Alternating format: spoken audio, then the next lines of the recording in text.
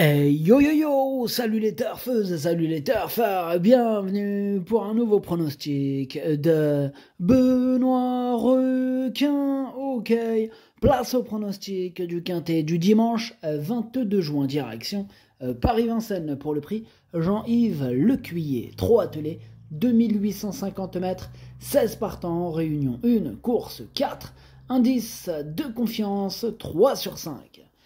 Petit retour sur le quintet de ce samedi. C'est dommage, on était bien parti. Les 3 premiers chevaux de mon prono terminent dans le quintet. Malheureusement, il y a eu un trouble fait à l'arrivée.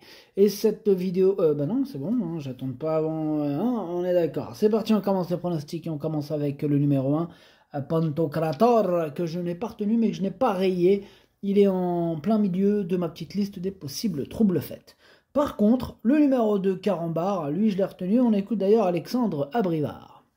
Ouais, bah Carambar, il montait de catégorie, il a demandé à souffler l'autre jour, et je lui ai peut-être demandé trop d'efforts.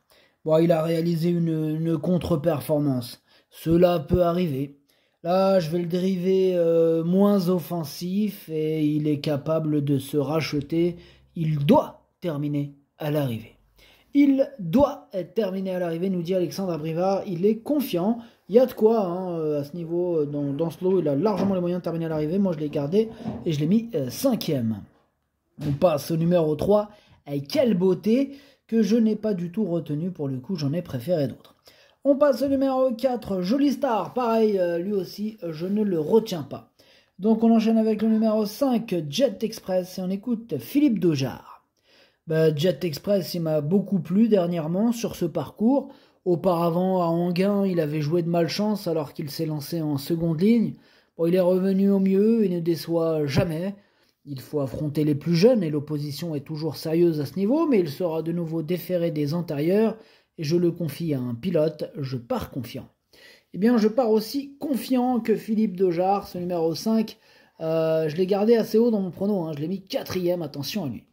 On enchaîne avec le numéro 6, Edgar Saba, et on écoute Eric Bando. Edgar Saba n'a pas été revu depuis un mois, car il n'avait pas de bonne course à sa disposition, mais il a bien travaillé avant celle-ci. Il va évoluer sur la montante, il doit affronter une opposition de qualité, avec Kylian Fromantro notamment, mais il est capable de terminer à l'arrivée.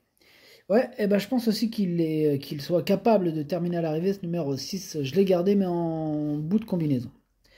On passe au numéro 7, Kobayashi. On écoute Bastien Michardière.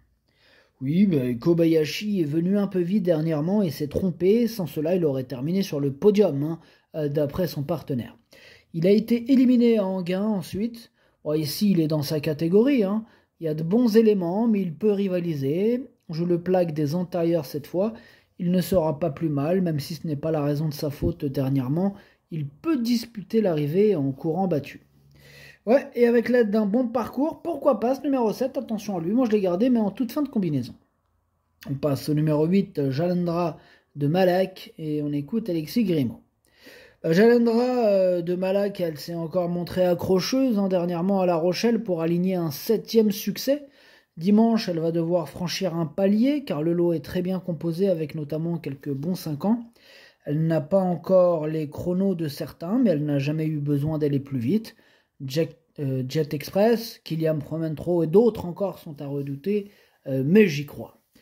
Exceptionnel, cette Jalendra de Malak, en super forme, elle enchaîne les victoires.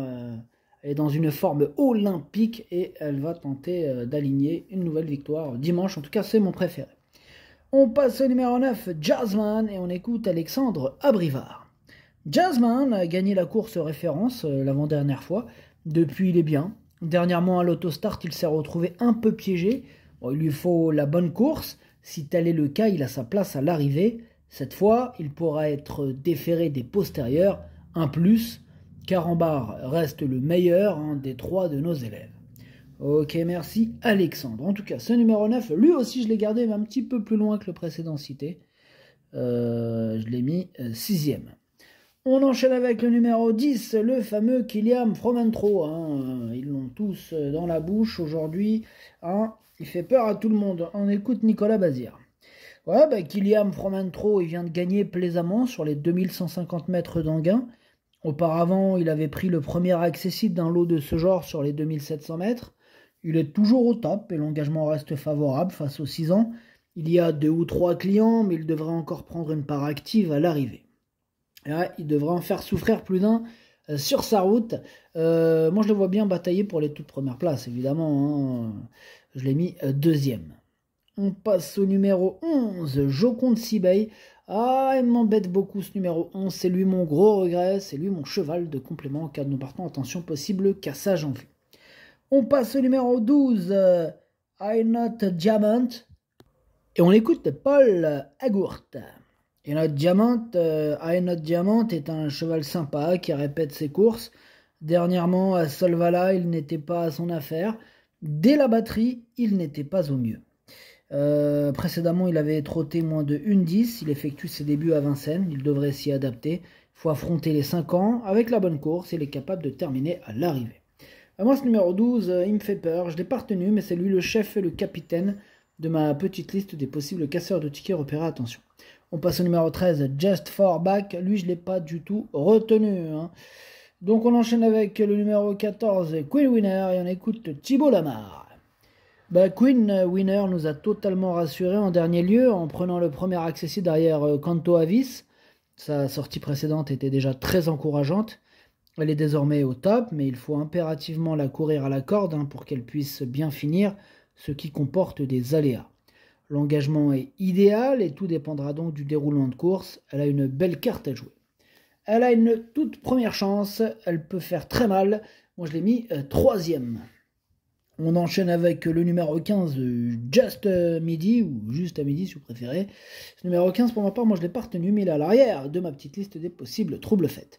Et on termine avec le numéro 16, Jolie Surprise. Il m'embête un peu ce numéro 16 que je n'ai pas retenu, c'est un regret, c'est mon deuxième cheval de complément en cas de non partant. Le pronostic, ça donne 8, 10, 14, 5, 2, 9, 6, 7. Merci d'avoir suivi cette vidéo. N'hésitez pas à mettre un pouce bleu si la vidéo vous a plu. Pour accéder à tous mes tickets pour la course du Quintet, rendez-vous directement en description de la vidéo. Vous avez aussi le bouton rejoindre qui vous donne accès au pronom 8 plus les 2 chevaux de complément. Et en même temps, vous aidez au développement de ma chaîne YouTube. Donc je vous en remercie. À jouer avec modération. Bonne chance. Chopez-le moi!